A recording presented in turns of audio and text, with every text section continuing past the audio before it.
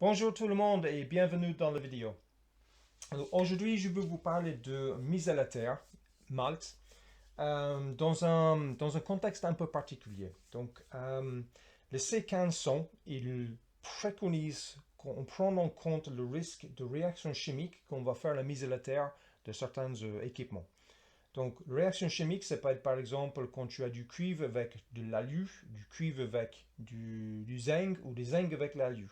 C'est-à-dire qu'on a deux, si on prend deux métaux et on le fait toucher, il y a une réaction chimique, surtout ici, il y a l'humidité. Donc, à l'intérieur, le problème ne se pose pas trop. On peut avoir par exemple une câblette nu qui court le long d'un chemin de câble. Euh, et d'habitude, on n'a pas trop de soucis là. Par contre, à l'extérieur, c'est autre chose. Donc, si tu as un chemin de câble à l'extérieur que tu dois faire la mise à la terre, donc chemin de câble en galva. Quand je parle galva, c'est une couche de zinc sur de la ferraille. Donc, quand tu as une structure galva ou un chemin de câble galva à l'extérieur où ça va être exposé à la flotte, où ça va être exposé à des éléments, on risque d'avoir cette réaction chimique et le norme C1500, il nous dit qu'il faut qu'on le prenne en compte. Je vous mets le texte pour que vous voyez ce que je veux dire. Ok, un exemple concret, c'est que tu peux avoir une structure métallique à l'extérieur, par exemple un carport ou un bâtiment, un bâtiment industriel ou un bâtiment agricole qui est métallique mais qui n'est pas fermé. C'est-à-dire que les poteaux ils sont exposés aux éléments. Et on va avoir mise à la terre de cette structure.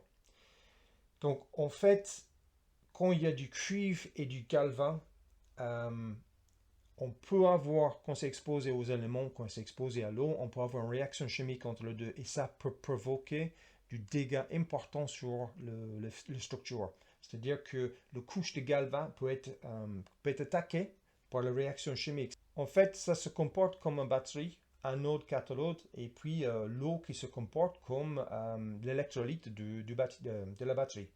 Donc, pour éviter ça, il faut penser à deux choses. Il faut penser que quand tu vas connecter, par exemple, un COS pour la mise à la terre d'une structure, c'est cuivre. Le COS, ça sera cuivre étamé.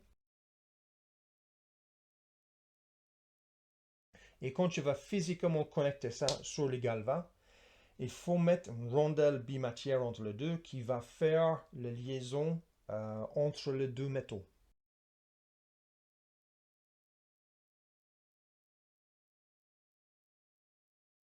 Et on utilise les boulons, donc les vis et les clous et les rondelles, en inox. Ça, c'est la première partie.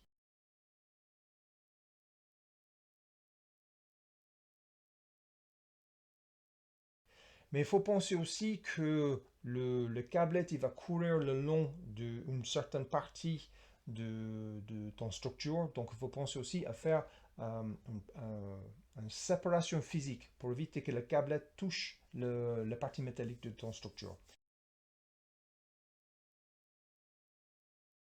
Donc voilà, on va aller voir ça sur un chantier.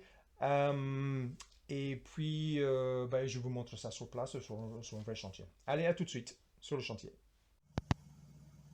Donc là, on est sur un chantier. Je vais vous montrer donc un cas réel de mise à la terre d'une structure métallique. Donc, on aura plusieurs problèmes à gérer.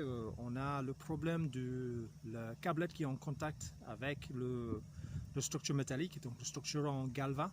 C'est assez galvanisé, donc c'est l'acier qui est couvert avec une couche de zinc et le cuivre et le zinc ils peuvent réagir ensemble. On a aussi le problème de connexion électrique de la câblette, donc avec un COS sur la structure. Donc on va voir ça ensemble.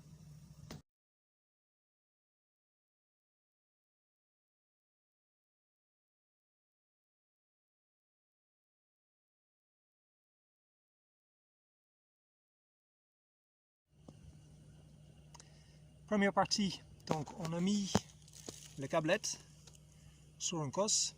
Donc c'est un COS cuivre étamé.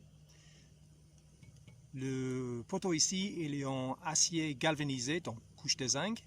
Et on a mis une rondelle bimatière entre les deux avec un boulon en inox. Donc c'est cuivre, inox Donc l'inox, ça fait l'espace entre le cuivre et le galva et ça évite la corrosion entre les deux. Par contre, il faut que le boulon ici soit en inox aussi. Deuxième problème, c'est le câblette qui peut être en contact avec la structure en montant, donc on le met dans un morceau de tube IRL. Et on va ici pour éviter qu'il y ait la possibilité éventuelle que le câblet touche le pieu dans la partie enterrée.